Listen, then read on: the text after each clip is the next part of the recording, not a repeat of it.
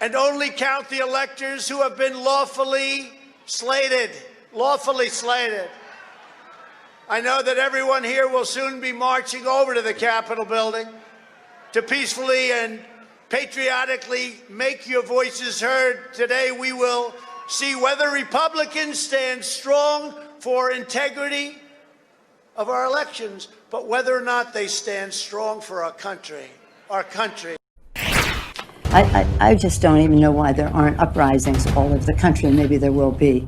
People need to start taking to the streets. This is a dictator. You know, there needs to be unrest in the streets for as long as there is unrest in our lives. Enemies of the state. Show me where it says that protests are supposed to be polite and peaceful. Do something about your dad's immigration practices, you feckless. When they go low, we kick. How do you resist the temptation to run up and wring her neck? The biggest terror threat in this country is white men, most of them radicalized. I believe he's married to a white man, by the way. Right, to the right. I thought he should have punched him in the face. I said, even if you lost, he insulted your wife. Yes. He came down the escalator and called Mexicans rapists and murderers. He said, well, what do you think I should have done? I said, I think you should have punched him in the face and then gotten out of the race. You would have been a hero. I'd like to punch him in the face. I said if we were in high school, I'd take him behind the gym and beat the hell out of him.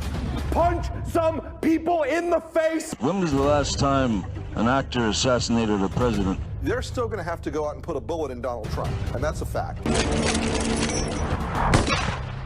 Look as his character is stabbed to death.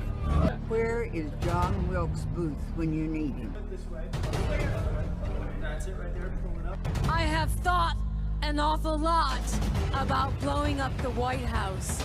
A Missouri state senator is under investigation by the Secret Service after saying she hopes President Trump is assassinated. I will go and take Trump out tonight. And if you see anybody from that cabinet in a restaurant, in a department store, at a gasoline station, you get out and you create a crowd.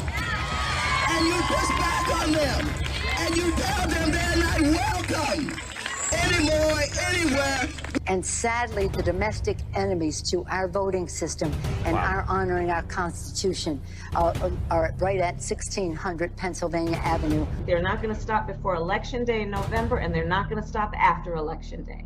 And that should be, everyone should take note of that on both levels, that this isn't, they're not going to let up, and they should not. If you think we're rallying now, you ain't seen nothing.